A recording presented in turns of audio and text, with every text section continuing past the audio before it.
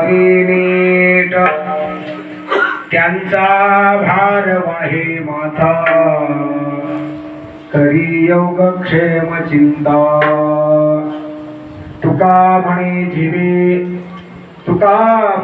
जीवे अनुसरल्या एका भावे त्यांचा भार वाहे माथा करी योगक्षेम चिंता समचरण सरोजम सांद्रणीलांबुदाभम जगरणिहित पाणी मंडनं मंडना तरुण तुलसीमाला गंधरम कंजनेत्रम सदय धवलहास्यम विठ्ठलं चिंतयामि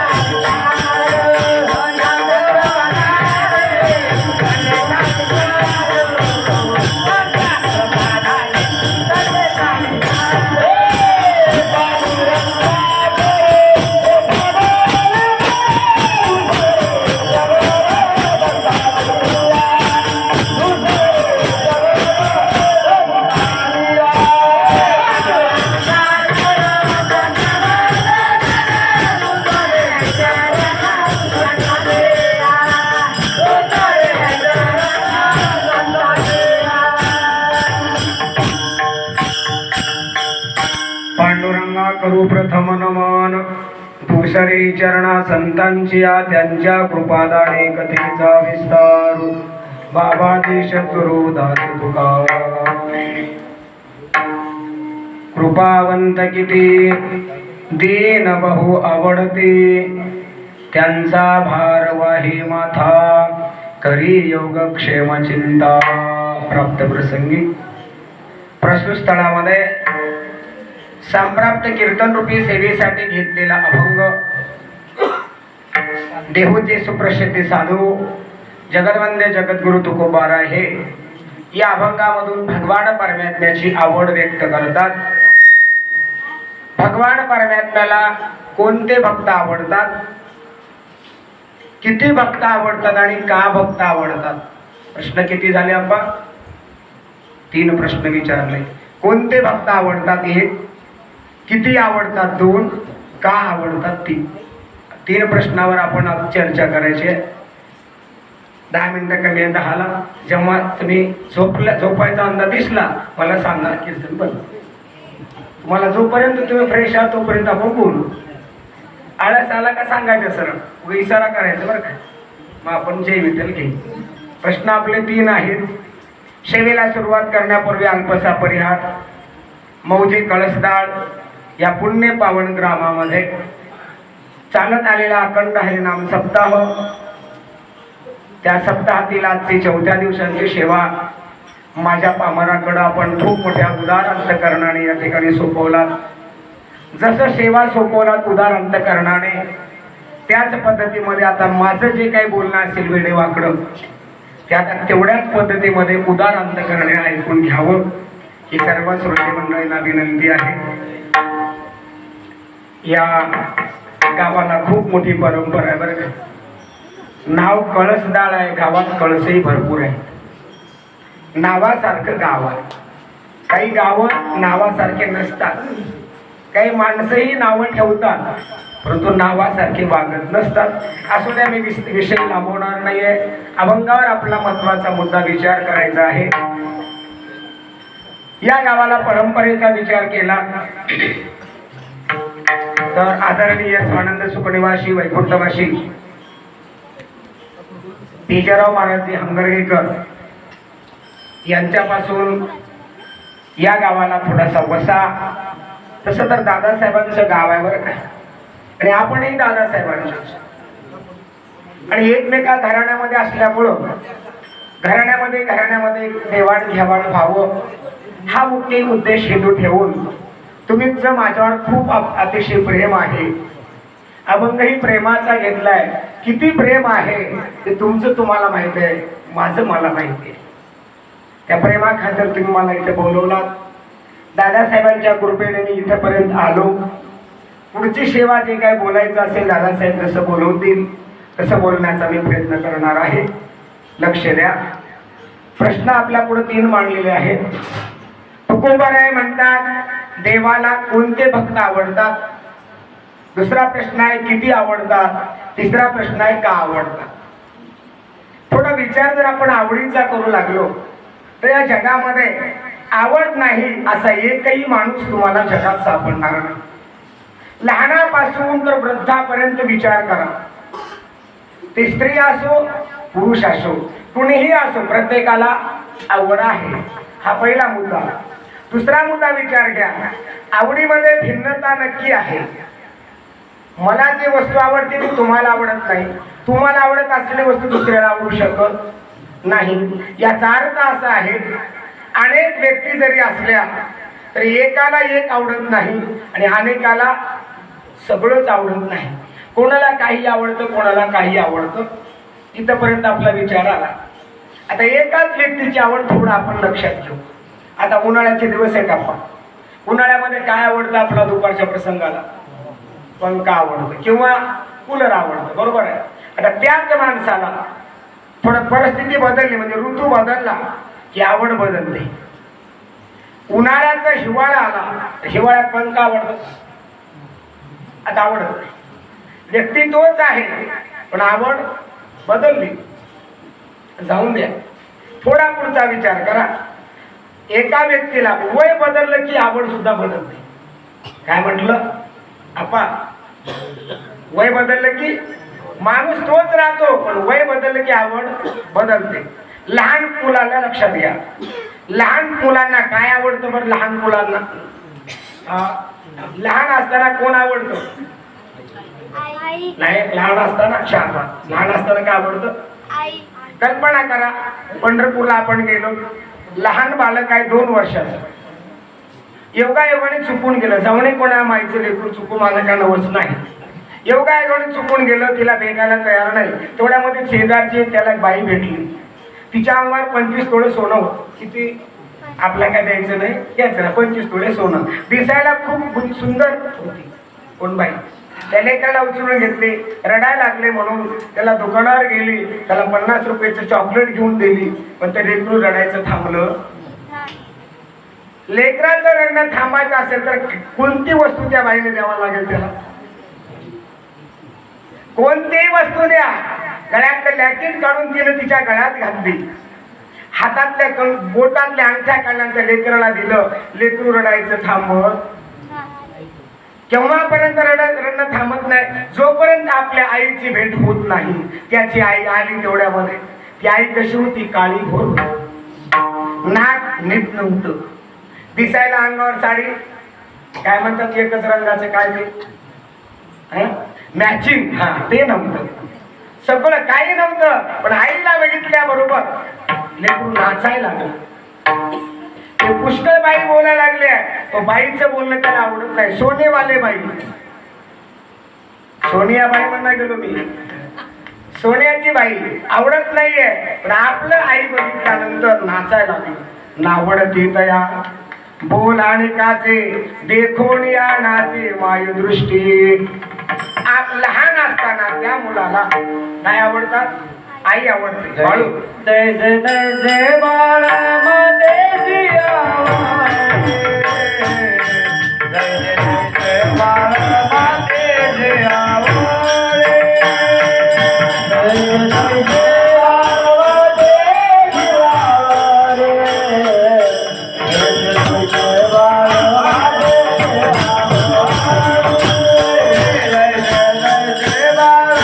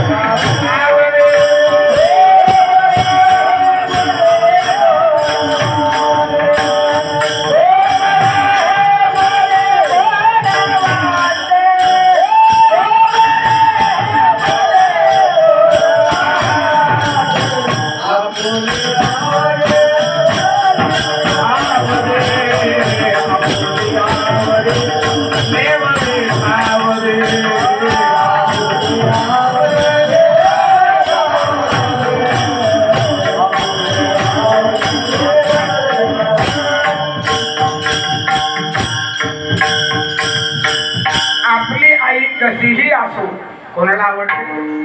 मला मुद्दा लक्षात घ्या. लहान असताना आई आवडते. तुला काय आवडतं बाळ? हा आता किती वेळपर्यंत आवडेल? कुठंपर्यंत आवडेल? हा मोठ्या दादा तुम्हाला काय आवडतं खरं सांगा. सध्या काय आवडतं? सध्या मित्र आवडतात काय? खरं सांगा.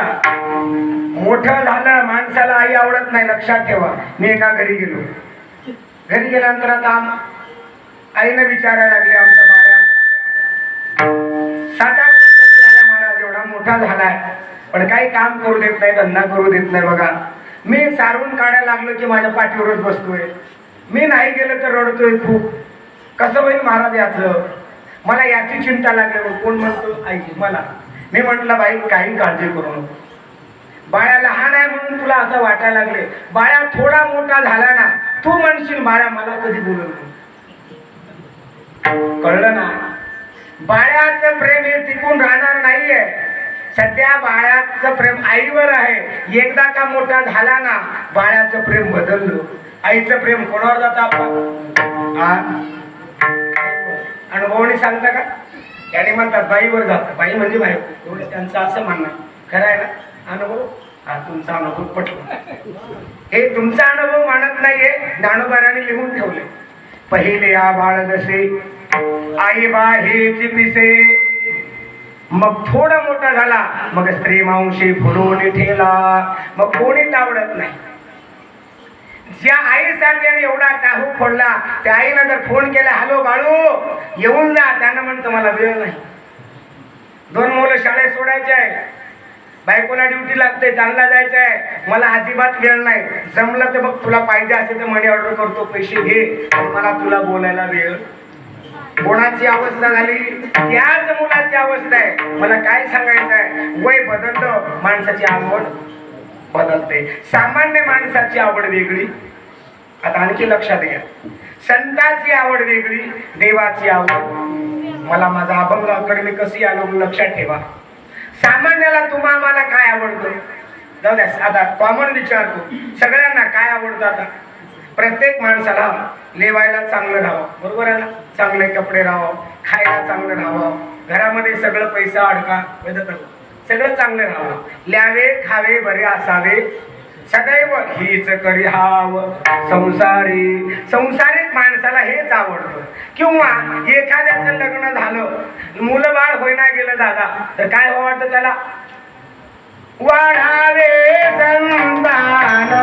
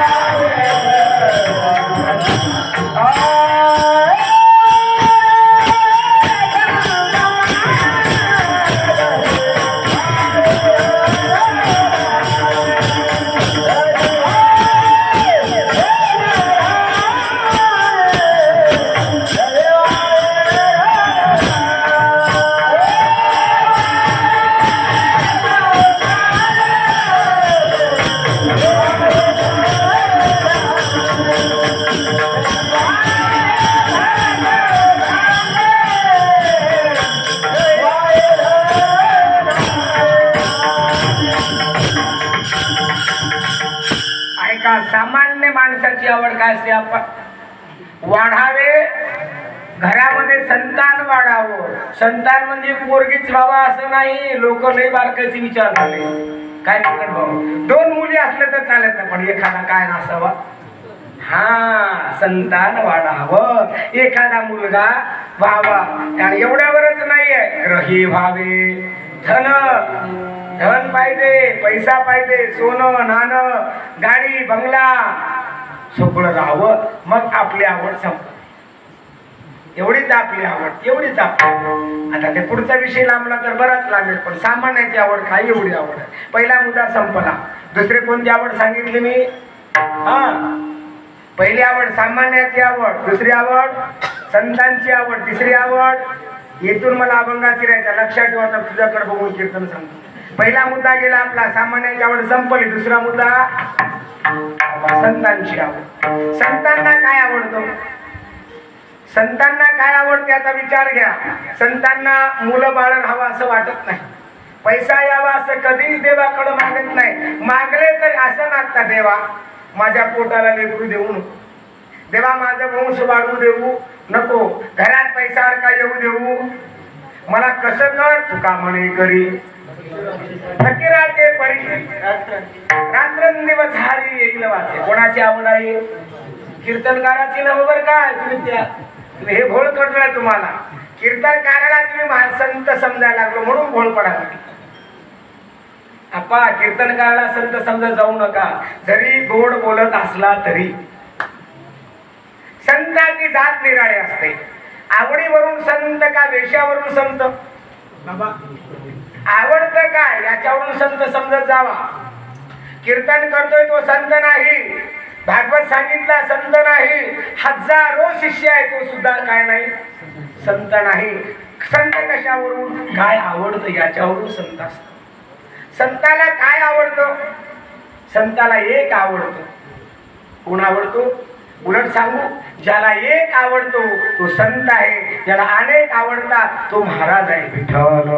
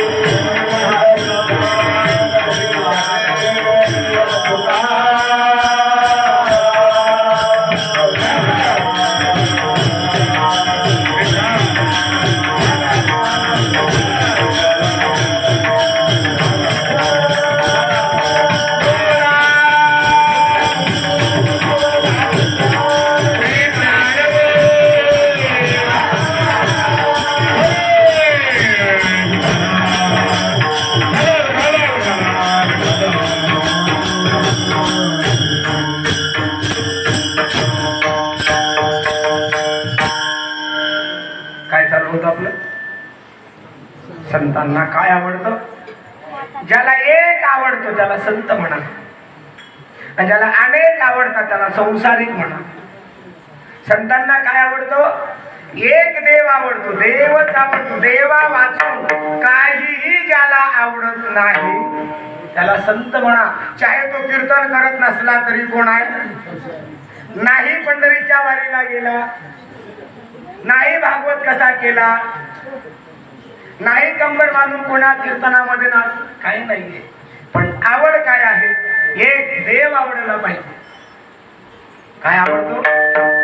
दुसरं संतांचं लक्षण करत असताना हेच सांगतात. आणि संतांना देव आवडतो एवढं नाहीये, जीवापेक्षा जास्त आवडतो. तुम्हा आम्हाला देव आवडतो यात तर प्रश्न नाहीये. आवडतं म्हणून आपण इथे आलो, आवडतं म्हणून दरवर्षी आपण दिंडी काढतो, पंढरपूरला जातो, देवाला भेटतो, पांडुरंगाला दर महिन्याची वारी करतो. पण संतांना जेवढा देव आवडतो तेवढं सामान्याला आवडत. संतांना किती आवडतो? स्वतःच्या प्राणापेक्षा जास्त आवडतो. ज्ञानोबा सांगतात, बहु आवडसी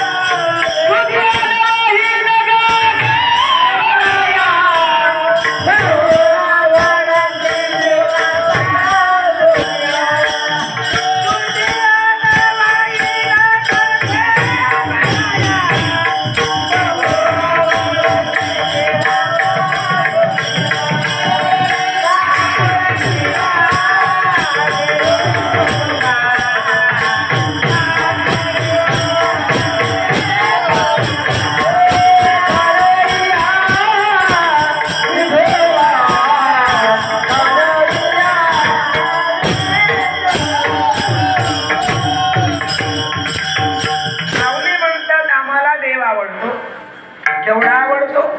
जीवापेक्षा जास्त आवडतो.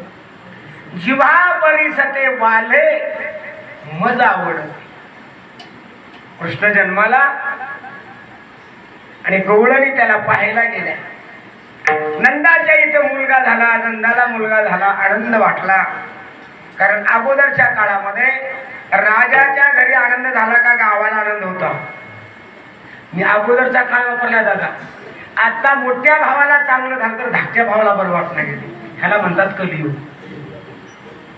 कळलं?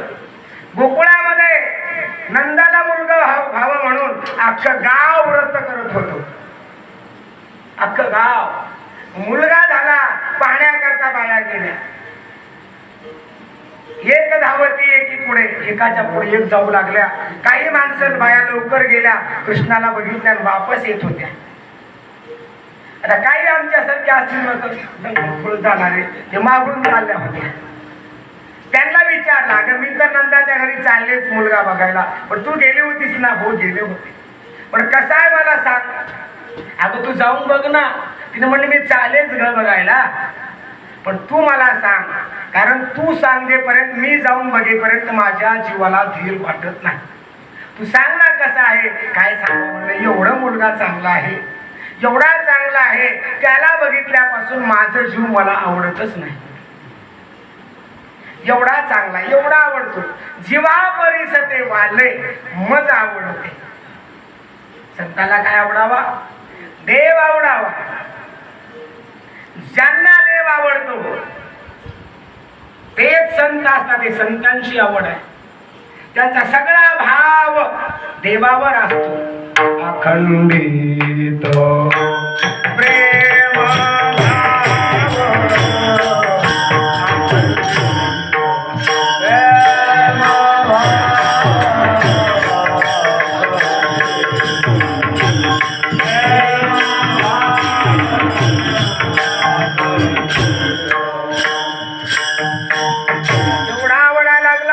अखंडित प्रेम.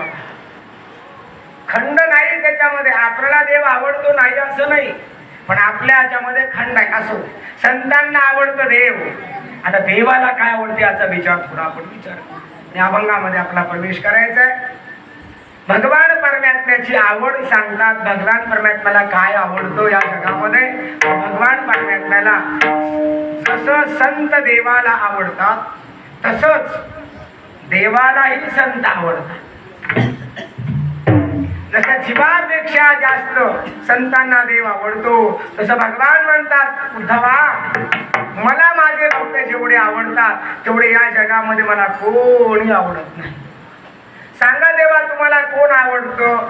सांगतात बाबा जगा उद्धवा, या त्रिभुवनामध्ये स्वर्ग मृत्यू पाताळ मला भक्ताशिवाय या जगात कोणी आवडत नाही. भक्ताहुनी देवा आवडते काय? त्रिभुवनी राये आवडतो, त्रिभुवनी राये आवडतो रे, त्रिभुवनी राये आवडतो.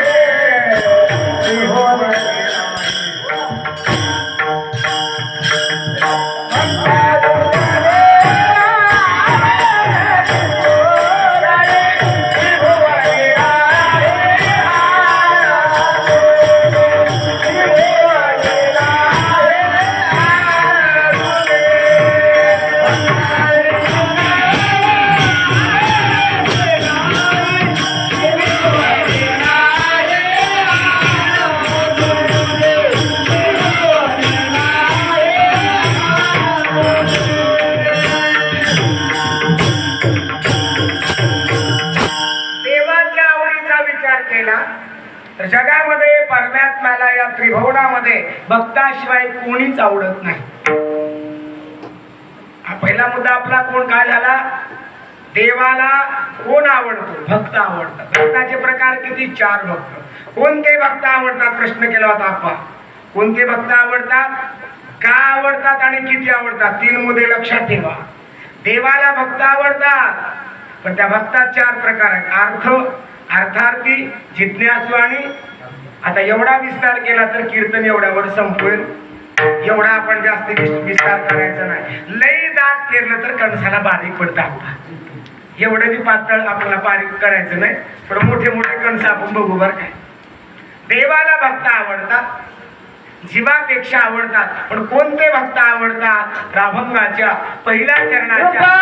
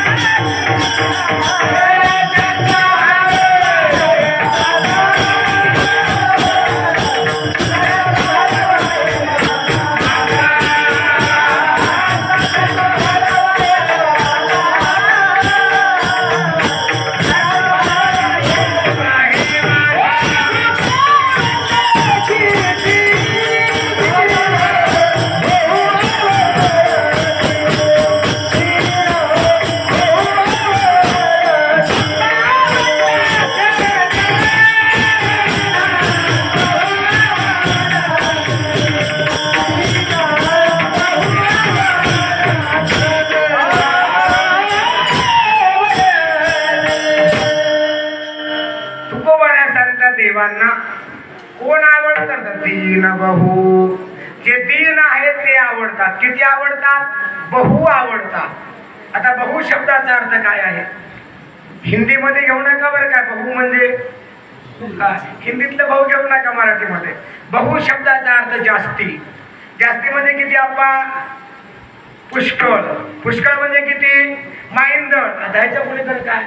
लईच. खूप शब्दाचा अर्थ काय करणार? एवढे आवडतात. त्याच्याकरता मी तुम्हाला थोडस नंतर सांगणार आहे. पण भगवान परमात्म्याला दीन भक्त आवडतात. आणि परमात्मा आमचा कसा आहे? तर कृपाळू आहे. शब्द काय? कृपावंत. किती किती कृपावान आमचा भगवान परमात्मा.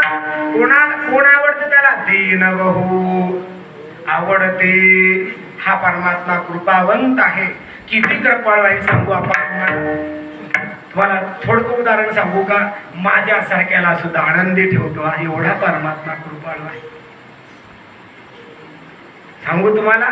तुका म्हणे त्याची कोण जाणे कळा, वागवी पांगुळा पायावी. किती कृपावान आहे देव. सगळ्या करता परमात्मा कृपाळू आहे हो. पण आपण त्याचा कृपाळू पाहत नाही. पाहण्याकरता नजर लागते. आपण पाहण्याकरता काय लागते? नजर लागते. देवाचा कृपेचा विचार केला सज्जन हो तर केवढी दया आपल्यावर, केवढी दया आहे. पहिली दयेचा विचार करा. ज्या वेळेस आपण आईच्या गर्भामध्ये होतो तिथून देवाने आपली चिंता केली. दादा कुठून चिंता सुरू झाली देवाला आपली? काय लागतं देवाचं आपलं नातं? काय लागतं? काहीच लागत नाही. किती उपकार देवाने केला आपल्यावर. आईच्या गर्भामध्ये असताना अनेक लोक मेले. आपण मेलो का आप्पा? नाही ना. हे कोणाची कृपा आहे? योगायोगाने. म्हणजे मी आपू शकून बोलत नाहीये. आपण शेतामध्ये गेलो, वरचं जाणारं विमान आपल्या शेतावर पडलं नाही किंवा गावावर पडू नये असे काही योजना आपली आहे काही? नाही. पडतं का नाही? पडलंच नाही ना. हे कोणाची कृपा आहे? समोरचा माणूस आपला धडक देणार नाही. कशावरून? कशावरून? अहो देवाची कृपा आहे आपल्यावर. आपण आजपर्यंत जगलो. लहानपणाचा विचार करा. ज्यावेळेस आपण आईच्या गर्भामध्ये होतो तिथं सुद्धा देवाने चिंता केली. जननीच्या पोटी उपजलासी जेव्हा, चिंता तुझी तेव्हा केली देवे. काय काय केला परमात्मा? जसं जसं वय वाढत गेलं ना तसं तसं गर्भाची वाढ केला. आणि जन्मल्याबरोबर काय केला? कबीरदाजी गोड वर्णन करतात. ज्या वेळेस बाळाला दात नसतात ना, बाळाला जन्मल्या दात कवा येतात? कवा? सगळ्याच्या नंतर येतात. डोळे हात पाय अगोदर येतात. नंतर सगळ्याच्या आधी काय जातात? नाही बाई मानतात. बघा आपल्या शरीराचा विचार करा. सगळ्याच्या नंतर येतात आणि आधी हे दात आले. ज्यावेळेस दात आपल्या तोंडात नव्हते तेव्हा आपलं अन्न खायची सोय कोण केलं? काय योजना केला होता? दुधाची योजना केली. हे दोन्ही गोष्टी कोणी वाढवला? वाढवी श्रीपती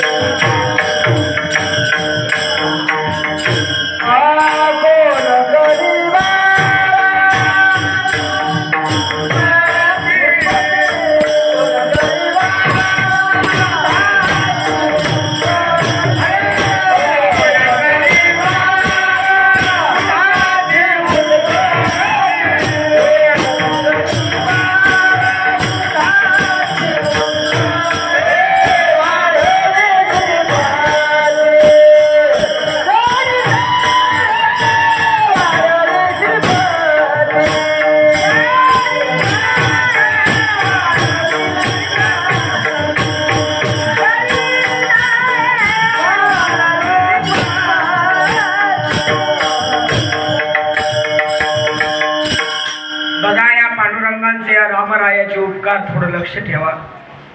आपण गर्भामध्ये असताना आपली गर्भाची वाढ केला आणि दुधाची निर्मिती भगवंताने केली. असं या जगामध्ये एक मशीन दाखवा मला, एक नवीन मशीन आली म्हणून पीठ टाकलं का चपाती होऊन उरली म्हणून, खरं आहे का आपण? हा? काय मशीन निघाली बाबा? पण अशी एक मशीन आहे का? माता माऊलीची क्षमा मागतो, जेवढे बसले तेवढे माझी आई आहेत, काही माझ्या बहिणी आहेत, बरोबर आहे? पण अन्न खाल्ल्यानंतर दूध उत्पन्न होतं, बरोबर आहे? अशी कोणती मशीन आहे की आपण एका बाजूला पेंड्या गवताच्या घालायच्या आणि तिकडं दूध धरायचं? म्हैस काय खाते? हिरवा किंवा मग हिरवा चारा मशीनीत घालायचं आणि पलीकडे चरबी घेऊन बसायचं, का जाऊ ना? असं जगात मशीन निघाली नाही. ते मशीन कोणी बसवलं? अन्न खाल्लेलं आमच्या आईच्या उदरामध्ये गेल्यानंतर त्या अन्नाची प्रक्रिया दुधामध्ये करायची शक्ती कोणात आहे?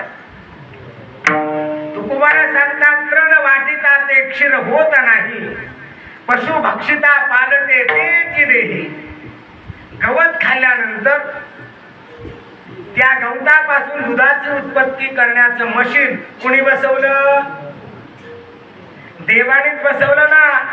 आणि देवाच्या मनात आल्यावर काय, बैलाच्या तिकडं नाही, तिकडं मशीन बशीन नाही, त्याच्या मनात आल्यावर काढू शकतं, काढला गोकुळामध्ये एकदा. पण त्याच्या मनात आल्यावर तसं एवढा कृपावान भगवान परमात्मा, त्या परमात्म्याला कोण आवडतं? दीनबंधू. परमात्मा कृपाळू आहे, नुसता कृपाळू आहे असं नाहीये, कृपेचा सागर आहे दादा. परमात्मा कसा आहे दादा?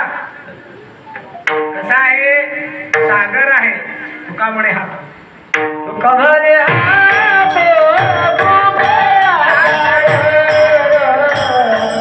तुका म्हणे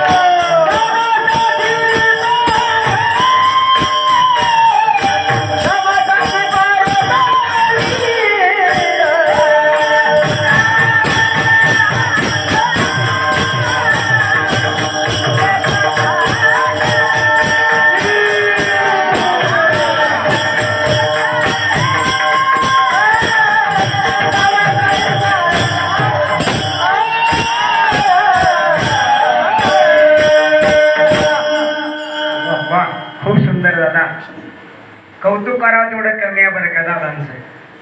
काय भगवंताने आवाज दिलाय, त्यांना आवाज देताना मी बी होतो हो, पण बाहेर गेलो. त्यांना वाटेपर्यंत आमचं जाजेपर्यंत म्हणजे त्यांना देऊन टाकलं ना, आमचा नंबर मागे राहून गेला.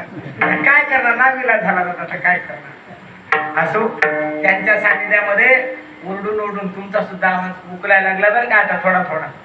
हा, त्यांचा सहवासात असो. परमात्मा कृपाळू आहे बरं का, किती कृपाळू आहे.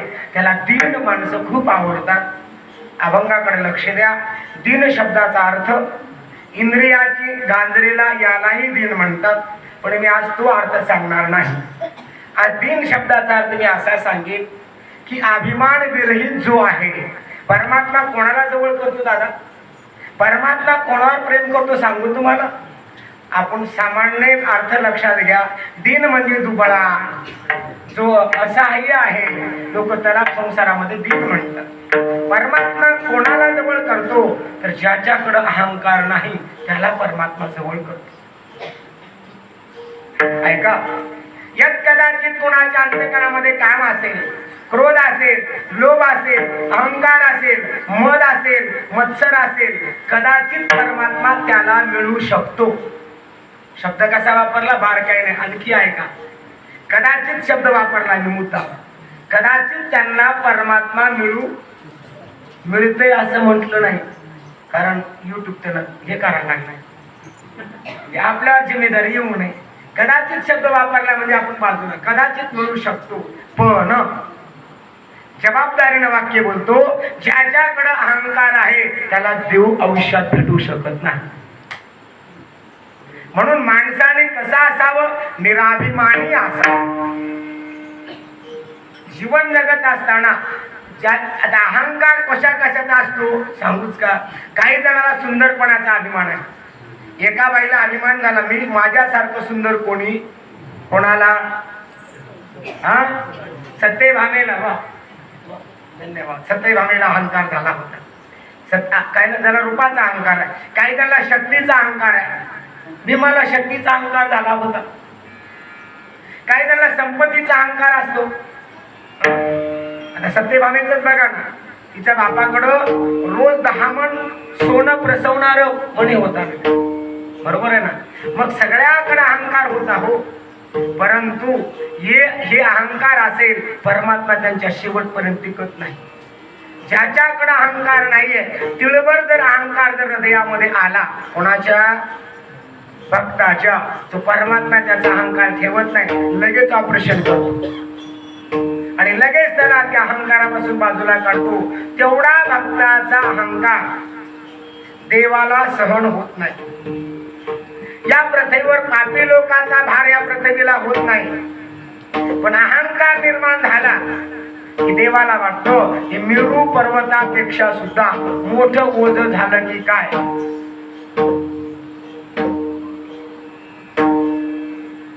किळभर जर अहंकार झाला कसा होतो?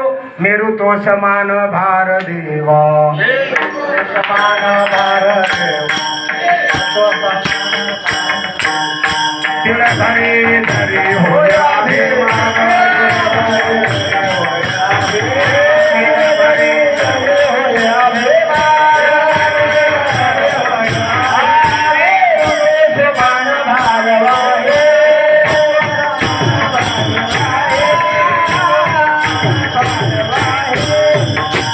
भगवान म्हणतात, माझ्या भक्ताच्या ठिकाणी अहंकार कोणत्याही गोष्टीचा येऊ द्या, कोणताही विकल्प येऊ द्या, लगेच ऑपरेशन. परमात्मा ठेवून घेतच नाहीये. मग ज्याच्याकडे अहंकार आला ना, ज्ञानेश्वरीमध्ये 15व्या अध्यायामध्ये कोवी येते. ज्ञानोबाराय सांगतात, भगवान म्हणतात, अर्जुना माझी भक्ती माझी गाठ कोणाला होते? तर ज्याच्या अंतःकरणामध्ये अहंकार नाही त्याला, किंवा ज्याच्याकडे सगळ्या शास्त्राचा अभ्यास आहे, चित्तामध्ये जिभे सकळ शास्त्राचा सराव, चित्ती अहंतेचा ठावो, ऐसे कोडी जन्म जावो, परिमाते न पवती. देव त्याच्याकडे बघत नाही. तुम्हाला कळत नसेल का? साधं सांगू का? अजून साधं सांगतो, पण माफी मागून सांगतो बरं काय. विषय दृष्टांत अवघड आहे. भागवतामध्ये विषय आलेला आहे. भागवतकार सांगतात, रजक म्हणजे वरती असतो. या गावात आहेत ना वरती? आहेत का? नाही का? बरं झालं, बरं झालं. वरती सगळ्या जणांचं धुणं घेऊन जाते आणि एका नाल्याला म्हणा डबक्यामध्ये पाणी असेल तर धुतात त्याच्यामध्ये. आणि त्या गावामध्ये सज्जन ब्राह्मण राहत असेल तर त्यांनी धुतलेल्या पाण्यामध्ये हा सज्जन ब्राह्मण जाऊन त्या आचमनाला पाणी घेतं का? आपण घेतं का? नाथ भागवतातली ओळी आहे का?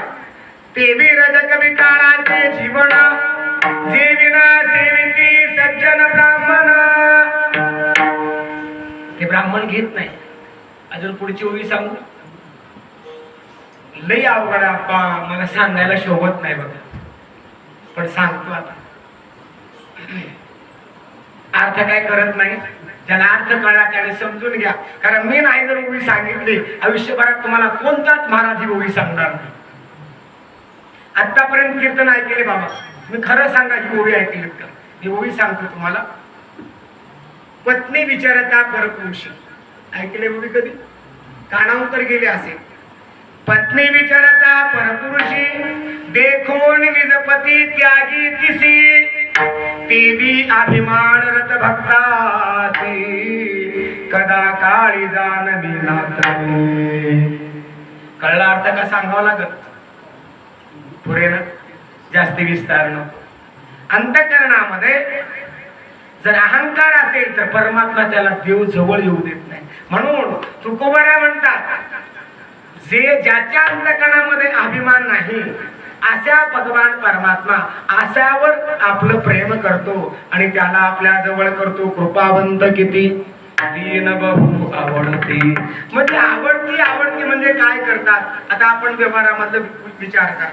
नवीन लग्न झालं, होणारच आहे का? झालं म्हणजे होणार आहे. लग्न झालं की नवीन नवरदेवाचं बायकोवर काय असतं?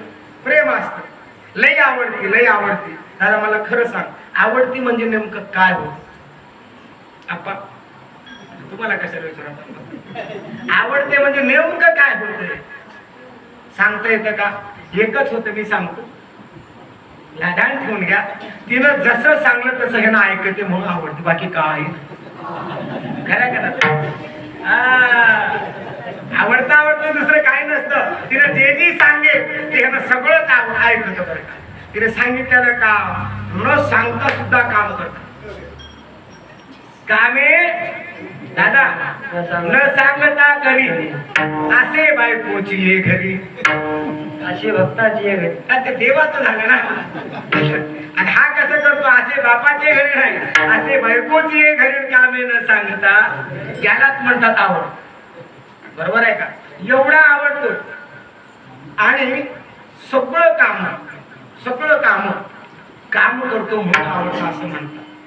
एखादा माणूस नुसता आवडतो असं नाहीये. नाही का व्यवहारामध्ये बायका म्हणतात बघा, आहो मला ना तुम्ही फार आवडता, माझं ना तुमच्यावर काय आहे खूप. आबा तुम्ही थोडं असं करून घ्यायचं. माझं ना तुमच्यावर काय आहे खूप प्रेम आहे. मला ना तुम्ही खूप आवडता, माझं ना तुमच्यावर खूप प्रेम आहे. हे बघा, कपाट उघडा, कपाटामध्ये दूध आहे ते घ्या, गॅसवर ठेवा.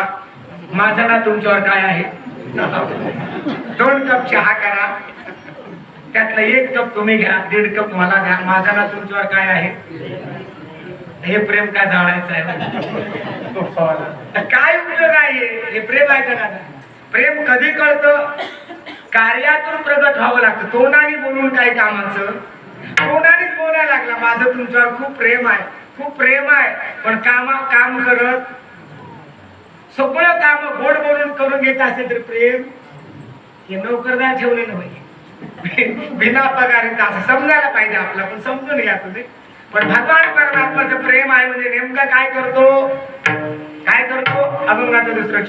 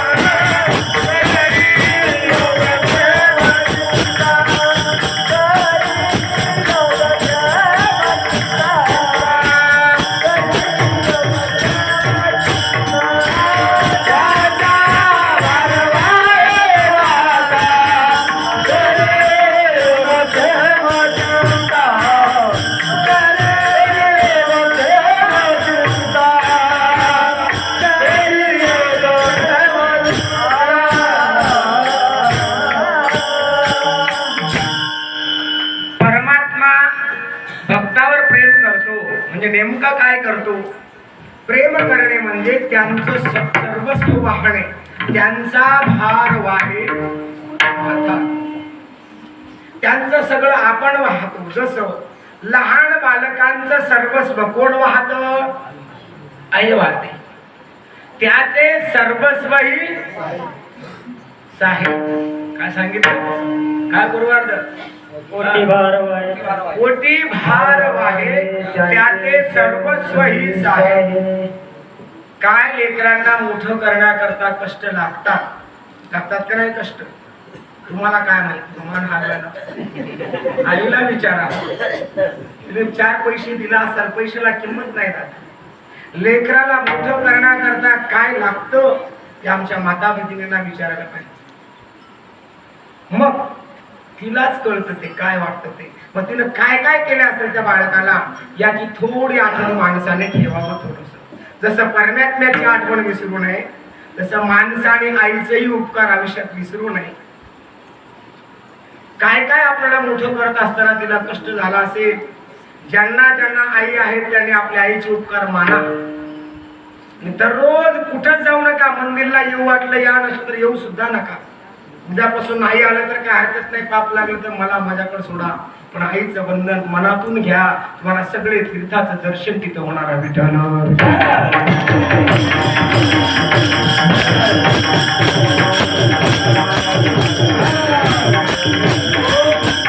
कारण मनाने वाक्य सांगत नाही, ज्ञानोबाला सांगतात सकळ तीर्थाची धुरे जिये का माता पितरे. आईच्या चरणावर सगळे तीर्थ असतात. घरच्या तीर्थाला बाजूला सोडून कुठल्या तीर्थात जाण्यात काही प्रेम नसतं. असो म्हणून परमात्मा त्या भक्ताचं सर्वस्व सहन करतो. काय काय करतो? योग आणि क्षेम दोन्ही गोष्टी करतो. योग म्हणजे काय? जीवनामध्ये एखाद्या गोष्टीचा अप्राप्त असलेल्या वस्तूची प्राप्ती करून देणं याला योग म्हणतात. क्षेम म्हणजे मिळालेल्या वस्तूचं परिपालन करून देणं त्याला क्षेम म्हणतात. या दोन्ही गोष्टी परमात्मा करतो. अनेक भक्ताचे परमात्मा केलेले आहे.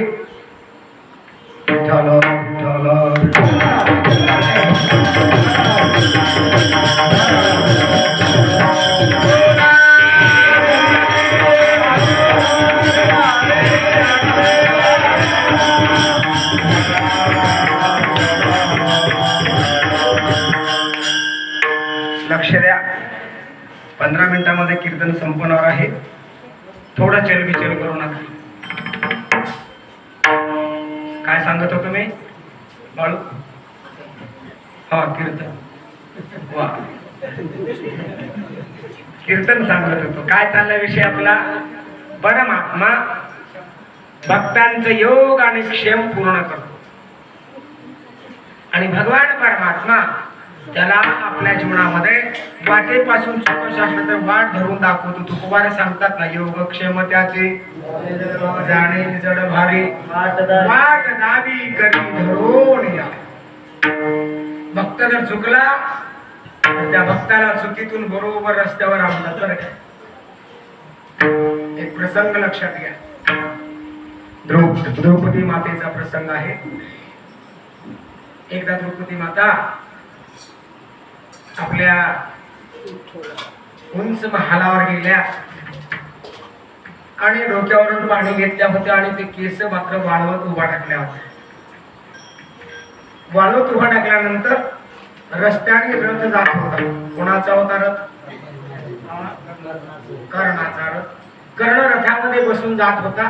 सहज नजर गेली आमच्या मातेची. कोणाची? द्रौपदी मातेची. सहज नजर गेली. कर्ण दिसायला कसा होता? सूर्याचा प्रति मुलगाच होता ना. सूर्याचा त्याचाच मुलगा होता ना, प्रति सूर्य. कर्णाला बघितल्याबरोबर क्षणभर मनामध्ये मोह निर्माण झाला. आणि असं वाटलं, दादा असं वाटलं या पाचामध्ये हा एक 6वा राहिला असता तर बरं झालं. एवढंच मनामध्ये किंतु येऊन गेला. जास्ती काही वाटलं नाही. रथ निघून गेला. द्रौपदी माता विसरूनही गेल्या. मनात भावाला विसरून गेल्या. पण एवढं तिला एवढं आलं होतं मनात. देवाने 8 दिवस गप बसले. एके दिवशी सांगितलं द्रौपदी पण फिरायला जायचं आपल्याला, चल. 5 पांडवांना बरोबर घेतले रथजूंना आणि वनामध्ये गेले. बरंच लांब गेल्यावर तहान लागली. देव म्हणतात भीमा तहान लागले रे, पाणी पाहिजे. भीम म्हणला दादा थांबा, मी आत्ता जाऊन पाणी घेऊन येतो. झारे घेतली, पाण्याला गेला. भगवंताने त्याला पाणीच घेऊ दिलं नाही कुठंच. थोडस लांब गेला, एक जांभळाचं झाड होतं. त्या झाडाखाली ऋषी बसले होते. त्याच्या थोडं पुढे गेला, पाणी मिळालं. पाणी घेतला, भूकही लागली होती. एका झाडाला बघितलं तर झाडाला जांभूळ एवढं मोठं जांभूळ, हे मोठं जांभूळ झालं. हेमाने म्हणला लय आश्चर्य दिसायला लागलं. म्हणलं एवढं जांभूळ जास्तीत जास्त मोठं एवढं नाही, सरकारी असलं तर. आता निघालं की सरकारी समोर एक एक भोपळा एवढा आला. काय काय सरकारी निघाल अजून पुढे, अजून नाही लांब आहे, अजून कधी. 4,32,000 पैकी 5,138 वर्ष काहीतरी संपले फक्त अप्पा. 4,32,000 वर्ष आहे कलियुगाला, तर एवढं दूत आलं आता सरकारचं. पुढं पुढं काय होणार आहे दादा माहिती नाही का? की जांभळाचं कुतूहल वाटलं. एक जांभळ तोडला आणि घेऊन आला आणि पाणी दिलं आणि जांभळ त्या ठिकाणी पाणी पिले. आणि भीमदादांनी सांगितलं आहोत देवा बघा मला आश्चर्य किती जांभळ मोठं आहे, बघा बघा. भगवंताने बघितलं अरे एवढं मोठं आश्चर्य जांभळ आजपर्यंत आपण कोणी बघितलं नाहीये. ज्या ती एवढं मोठं जांभळ दिसायला लागले त्या ती जांभळ साध्या माणसाचं नसावं रे बाबा. कुठे होतं? एवढं झाडाला होतं. किती होते? एकच होतं. अरे बापरे. मग तिथे कोणी बसलं होतं का साधू महात्मा वगैरे? हा होते म्हणलं एका ठिकाणी. म्हणलं भीमा चुकी नसते. साधू महात्मा समाधी लावून बसतोय. 12 वर्षानंतर समाधी एकदा उतरते. समाधी उतरल्यानंतर एक फळ खातोय, पुन्हा समाधीला बसतोय. समाधी उत्थान होण्याची वेळ अगदी जवळ आलेली आहे. जर करता तो महात्मा समाधी उत्थान झाला आणि त्याचं फळ नाही जर दिसलं, ज्याने फळ नाही त्याला शाप देऊन बाप मारून टाकते. त्यांनी कसं करावं देवा? असं नको म्हणले, परत देऊन काहीतरी करा. काय करावं देवा? काय नाही म्हणले आपण फळ घेऊन जांभळाचं झाडाला चिटकू म्हणलं. ठीक आहे म्हणले देवाने. सगळ्या 5 पांडव द्रौपदीला घेतले. सगळे आले. कसं चिटवायचं देवा, शक्य आहे का? चिटकते म्हणजे काय? देवाच्या मनात आल्यावर सगळं होते. अशक्य ते तुम्हा नाही नारायणा. देवाला काही करता येतं. करशील तरी नोहे काही राही, डोंगर पर्वत राही. काय करा म्हणले आपापलं पुण्य आपण वेचा आणि मग झाडाला जांभळ जाऊन चिटकेलं म्हटलं. धर्माला सांगितले धर्मा सोडा पाणी सोडा संकल्प. धर्माने सांगितले मी राज्यकारभार करत असताना एकदाही जीवनामध्ये खोटं बोललं नसेल तर हे जांभळ जमीन सोडावून जाऊन चिटकावं म्हटले. जमीन सोडलं पण चिटकलं नाही. दादा कुठे गेलं? 2 हात वर आला. 2 हात जमिनीपेक्षा वर. वा आनंद वाटला. भीमाला सांगितले तुम्ही सोडा. त्याने संकल्प सोडला. आता जास्त वेळ घेत नाही. 5 जणांनी संकल्प सोडला. अतिशय जवळ आलं. 2च हात राहिलं होतं. ते काय ना चिटकायला. द्रौपदी मातेला सांगितलं द्रौपदी सावध हो, डोळे उघड. 11:15 झाले, कीर्तन संपायला थोडा वेळ राहिला. तिने म्हणले हो देवा काय हरकत नाहीये. थोडं जेवल्यामुळे पंख्याच्या वाऱ्यामुळे यायला लागलाय, पण आता जाती म्हणले झटकून आता टाकते तिला. बोल काय म्हणणार? सोड संकल्प. द्रौपदी माता म्हणायला लागल्या हे देवा 5 पांडवांच्या व्यतिरिक्त माझ्या मनात कोणाच्याही विषयी विकल्प आला नसेल. मी जर खरी पतिव्रता असेल तर हे जांभळ झाडाला जाऊन चिटका म्हणून संकल्प सोडल्याबरोबर वरचं जांभळ खाली पडलं. आणि कोणाच्या देखत? नवऱ्याच्या देखत. भीमाने गदाच उचलली. पतिव्रता म्हणते भानगड काय? अर्जुनाने धनुष्यबाण लावणार. आता काय बाबा नवऱ्याच्या देखत एवढी गोष्ट होणं कठीण आहे. तिने म्हटलं देवा भगवंताने बाजूला घेऊन गेलं. द्रौपदी समजायला की खरं सांग काहीतरी भूल दिसायला लागलाय तुझ्या. तिने म्हणले देवा तुला खरं सांगते देवा मी काहीच विचार केला आयुष्यामध्ये. बघ बघ द्रौपदी विचार कर. 4 दिवसापूर्वी नाही 8 दिवसापूर्वी देवाला आठवण करून दिली.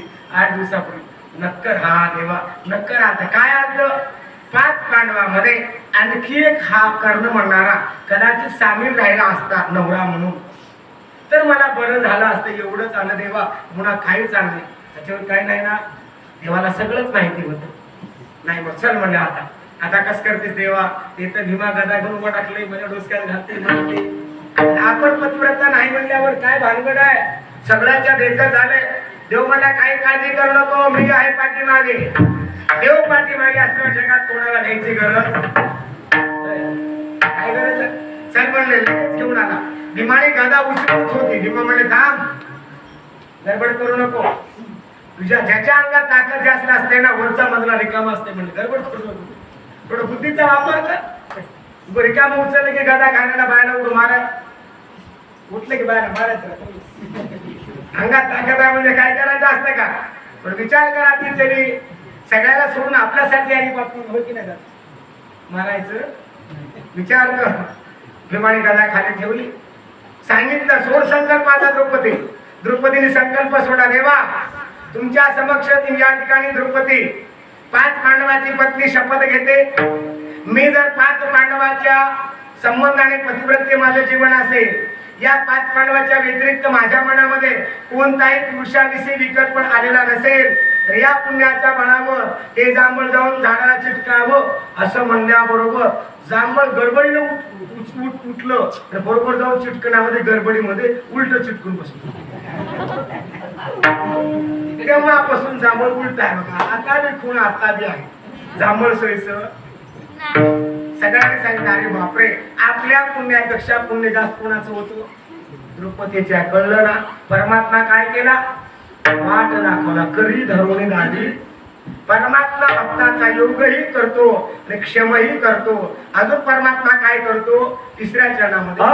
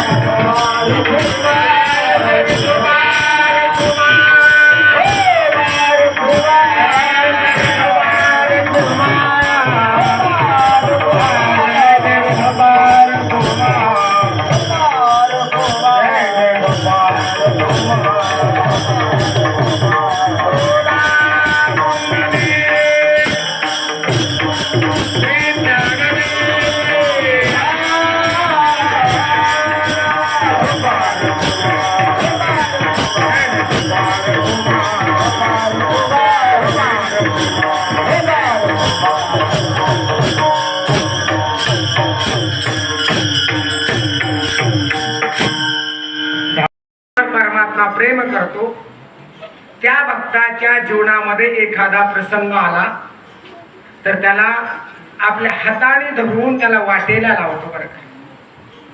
वाट चुकला जरी असेल हाताला धरून वाटेला लावतो. अनेक भक्ताला वाटेला लावलेला भगवान आहे. आपणही लावतो. आपण काय करतो? आपणही लावतो पण वाटेला लावत नाही, त्याची वाट लावतो. आपण एवढे हुशार आहोत, आपण वाटच लावतो. लोक म्हणलं पाहिजे त्याच्या नादाला लागायचं नाही, वाटच लावतो. चांगला बरं का, चांगला ऑपरेटर आहे, चांगली माईक सिस्टम दिली आणि नाही बरं चांगला आहे. असं परमात्मा भक्तांना वाट लावतो. नावात म्हणून परमात्मा हा भक्तांना वाट दाखवतो. एक दृष्टांत सांगतो, सेवा समाप्त करतो, वेळ संपलेला आहे.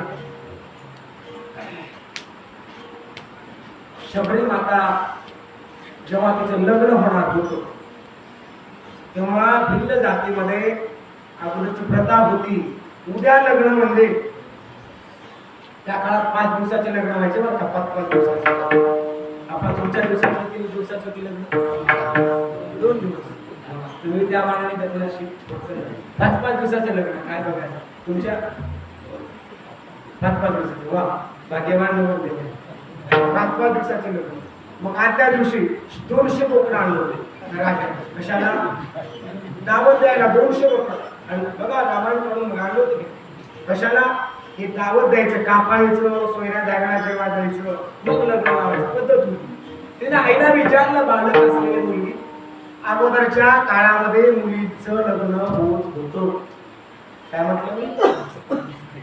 आता कोणाचं होतं मला सांगायची गरज. आता मुलीचं लग्न नाही, सरकारने कायदा बदलला आहे. 1821ला न्यायचा विचार चाललाय. बघा आता काय काय होतं काय नाही. जाऊन विषय संपवा. आईला विचारते शबरी माता, आई हे कशाला आणले काही कोणकडे? आई म्हणते तुला माहिती नाही, तुझं लग्न आहे 4 दिवसावर. मग हे सगळ्यांना कापायचं, त्या सगळ्या पाहुणे मंडळीला बोलवायचं, त्यांना जेवायला घालायचं, मग दुसऱ्या दिवशी तुझं लग्न लागतं. शबरी म्हणायला लागली, जर माझ्या लग्नामध्ये एवढे जर जीव जात असतील तर आपणच लग्न नाही करून घेतलं तर? शबरीनाच्या मनावर बाल मनावर ते बिंबलं. आणि मध्यरात्रीला शबरी माता उठल्या आणि अरण्याचा रस्ता धरला. एवढा रस्त्यामध्ये चालत गेली, त्या भिल्ल असलेल्या राजाला अरण्यामध्ये पुष्कळ शोध घेतला पण शबरी मिळाली.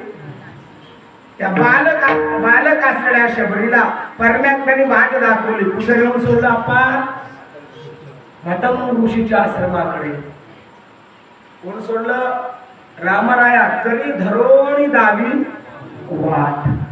वाटेला लावलं आणि संतांची भेट घालून दिली. एकदा का संत भेटले सज्जन हो, जीवनामध्ये देव भेटायला उशीर लागतच नाही. विभीषणाच्या इथं संत गेले. कोण?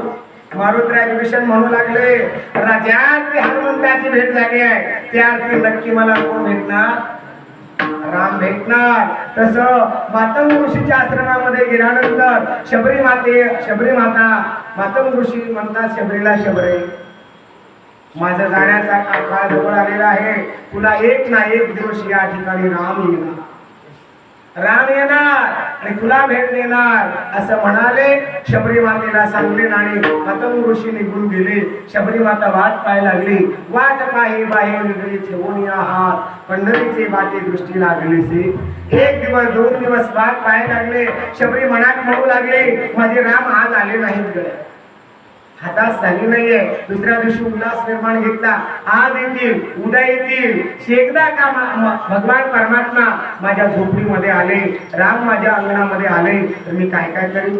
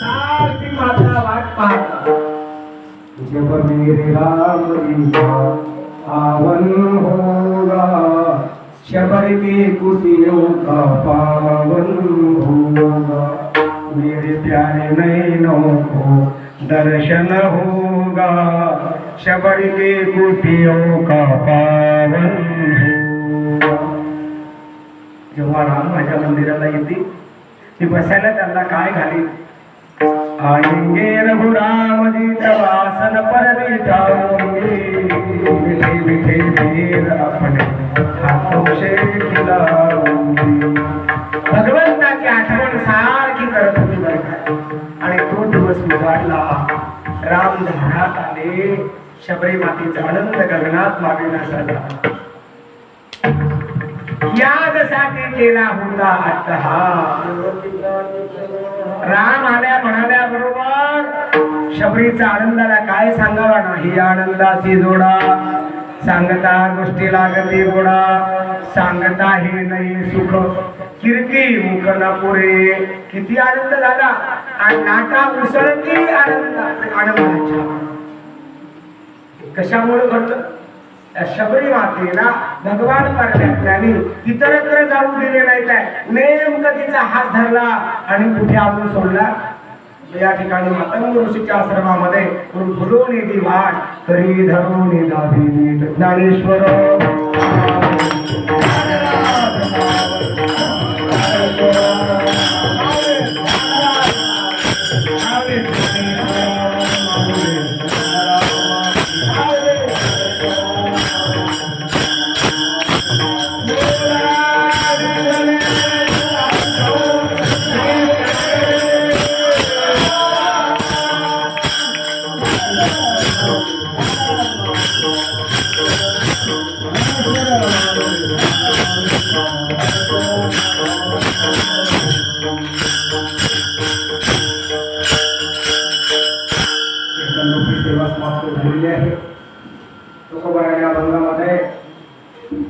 परमात्मा कोणते भक्त आवडतात तर जे दीन आहेत ते आवडतात किती आवडतात तर जीवापेक्षा जास्त आवडतात परमात्मा सांगतो की तू कमी करावं देव म्हणतात रुक्मिणीला उद्धवाला सांगत असताना उद्धवा मला माझे जेवढे भक्त आवडतात ना तेवढ्या जगामध्ये कोणी आवडत नाही मला स्वतःची बायको आवडत नाही हे वाक्य ऐकल्यावर लोक म्हणतील याच्यावर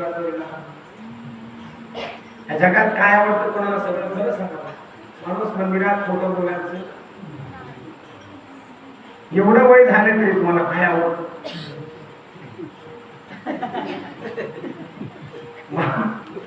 मंदिरामध्ये नसलं तर तुमचे तुम्हाला तुमच्याच काय आवडतं माणसाला भगवान म्हणतात मला नाही आवडत काय काय माणसाला सासरवडील आवडतं भगवान म्हणतात मला सासरवाडी आवडते काही माणसाला भाऊ आवडतो जाऊन द्या, काही माणसाला स्वतःच पोरग आवडते की नाही? आपण मेलो तर हरकत नाही, पण पोरग जिवंत राहिलं पाहिजे, वाटतं ना? पण भगवान म्हणतात माझ्या पोटचं पोरग सुद्धा मला आवडतं. आपलं पोरग आपल्या पोटचं आहे बघा. मान हलवला उगच काय नाही, खरं उगच मान हलवायचं काय नाही म्हणलं. काय म्हणलं मी वाक्य ऐकलं का? तुमचं पोरग तुमच्या पोटचं आहे ना? शब्द कसा आहे, शब्दाची थिअरी आहे बरं का. ज्या जगामध्ये जेवढे तुम्हाला लेकर झाले ते तुमच्या पत्नीपासून झाले, बरोबर आहे, कोणाचे असतात. पण भगवंताला आई मुलगा होण्याकरता मध्ये माध्यम ही बायको आहे, बरोबर आहे. पण देवाला बिना बायकोची मुलगा झाला. खऱ्याकडे नंतर बघा, ब्रह्मदेवाच्या आईचं नाव काय? तर आईच नाही, बापाच्या पोटाला जन्माला आले. तुम्ही आम्ही बापाच्या पोटचे नाही बरं काय. मी सुद्धा कोणाच्या? आईच्या पोटचे. आपण सगळेजण जेवढे आहोत दादा, आपण पुढे आईच्या पोटचे आहोत. पण ब्रह्मदेव म्हणाले एक भादर असा आहे तो बापाच्या पोटचा आहे. प्रमाण पाहिजे असेल ते निवडवण्याचे प्रमाण घ्या. दादा पुढे गेले, हा तिकडे प्रमाण पाहिजे याची नाभी कमळी, हा म्हणून तुमच्याकडे लक्ष केलं माझं. देवाच्या बेंबीच्या देठातून कमळ निघालं, त्या कमळापासून देवाचा जन्म, पोराचा जन्म झाला. पण तेवढं पोरग सुद्धा मला आवडत. पण कोण आवडतं मला? भक्त आवडतात, एवढे मला प्रिय असतात असं म्हणतात. का आवडतात माहितीये? भक्त. त्याचं एकच कारण आहे. आजही सुद्धा आवडणाऱ्या व्यक्ती करता एक उदाहरण सांगतो. ते मुलगा असो का बायको असो, का आवडते माहितीये? 1000 माणसात नाव घेते म्हणून बायको आवडते, बरोबर. लहान असताना मुलगा आई आई म्हणतो म्हणून आईला मुलगा. जर लेकरू बोलत नाही गेलं तर आईचं नाव घेण्याला आवडतं. तुला 1000 माणसामध्ये सांगतात काय ते शास्त्रीकडून नाव सांगा म्हणलं का गुंपून सांगतात बरं का नाव.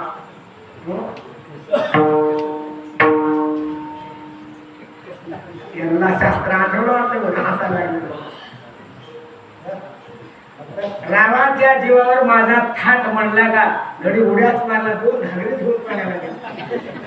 एका घागरीनं पाणी आणतच नाही. का बरं एवढं प्रेम आहे माहितीये? 1000 जणांमध्ये नाव घेतली माऊली. जो नाव घेतो तो आवडतो, कोणी असू द्यावं. परमात्मा एवढं का प्रेम करतो भक्तावर, सारखं या ठिकाणी हे नाव घेतात. आणि नुसतं नाहीये, जीवा भावाने घेतात. तू काय म्हणे? जीवे अनुसरल्या एका भावे, म्हणून त्यांचा भारवाही मखा करी योग क्षम. शेवटचं भजन आहे, एकदा गोड भजन 2 मिनिटांमध्ये करा. आपण सेवा पूर्ण करू. तुकाराम तुकाराम तुकाराम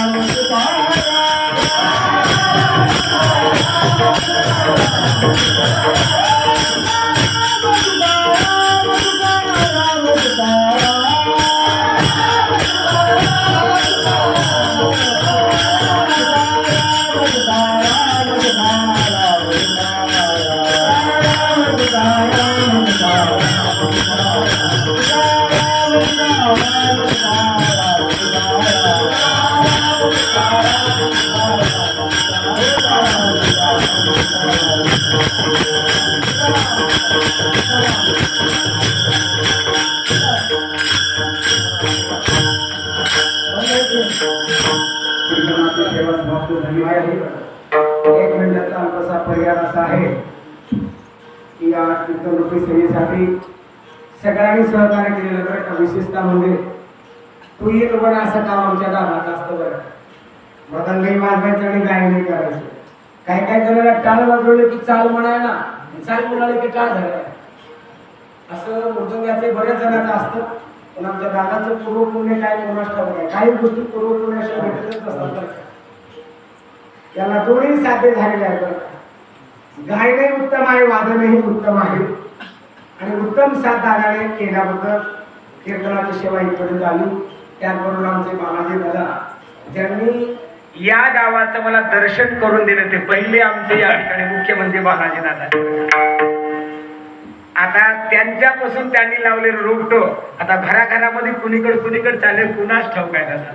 सगळ्यांची ओळखी केवळ तुमच्यामुळं या ठिकाणी झालेली आहे. तुम्हाला धन्यवाद. जेवढे माझे प्रेमाची मंडळी आहेत सगळ्याला माझा साष्टांग दंडवत आहे. समोर बसलेल्याला वंदन आहे, पाठीमागे असतील कामकरी असतील आमचे सगळे मंडळींना वंदन आहे. आणि विशेष म्हणजे आमच्या या शब्दाला मान देऊन आदरणीय प्रदीप दादा भालकेकर यांना मी दुपारीच फोन केला. दादा या म्हटलं, नक्की येण्याचा प्रयत्न करीन, पण बोलताना शब्द दिले नव्हते, येतोच म्हणाले नव्हते. तरी पण त्यांनी न येता त्यांचा प्रतिनिधी इथेपर्यंत पाठवलेला आहे. त्यांना माझ्याकडून मनस्वी धन्यवाद. आणि नावही त्यांनी ठेवलेलं आहे. सेवा करत असताना युट्यूबचं नाव आहे मनोभावे. मनोभाव, भाव ठेवून सेवा आहे. भाव ठरवून नाही बरं का, हे लक्षात ठेवा. भाव ठरवून आहे. आता काही लोक ठरवून सेवा करतात, कीर्तनकारासकट ठरवून आहे, पण ही तशी नाही आहे. मनोभाव सेवा आहे, मनातला भाव. माझी इच्छा आहे रामरायाच्या ठिकाणी त्यांचा जोही भाव असेल तो भाव तू पूर्णत्वाला नेऊन दे बाबा. त्यांचा भाव असेल तो भाव, म्हणून त्यांनाही या ठिकाणी मी धन्यवाद या ठिकाणी व्यक्त करतो. माता भगिनींना सर्वांना धन्यवाद. कोणी झोपलं नाही याबद्दल पुनश्च एकदा धन्यवाद. अजून वाटायला लागले तुमच्याकडे चेहऱ्याकडे बघून थोडे कीर्तन लांबवाच काय की पुढे नको. जास्ती लांबलो तर आणखी योग्य होणार नाही, कारण दादाला आमच्या झोपले भूकाय लागले. झालेली सेवा परमेश्वराच्या चरणावर समर्पित करतो. माझे वेडे वाकडे मोडके तोडके वाकडेच असतात ना, माणूसच वाकडा म्हणल्या जातात. सेवा वेडी वाकडीच आहे. झालेली सेवा रामरायांच्या चरणावर समर्पित करतो. अतिशय रामरायाचा चेहरा अतिशय सुंदर दिसतो बरं काय. ज्यांनी सेवा धारी आहेत त्यांना माझा शतस्य नमन आहे बरं. सुंदर सेवा माझ्या रामाची करतात. जसं गोंदवल्यामध्ये मी मूर्ती बघितली दादा. आपण पंढरपूरला जातो पण गोंदवल्याला कोणी जात नाही. पंढरपूरला गेल्यानंतर एकदा गोंदवल्याला अवश्य जा. गोंदवले ठिकाण सामान्य नाही, लक्षात ठेवा. विषय लांबेल माझा, पण गोंदवले सारखं पवित्र जागा, नामस्मरणाची जागा म्हणजे गोंदवलेकर महाराजांची जागा आहे. महाराजांचा अवतार, रामरायांचे सेवक हनुमंताचा अवतार म्हणजे रामदास स्वामी, रामदास स्वामीचा प्रति अवतार म्हणजे आमचे गोंदवलेकर महाराज, ब्रह्मचैतन्य गोंदवलेकर. खूप सुंदर संस्थान आहे. एकदा आवर्जून जा.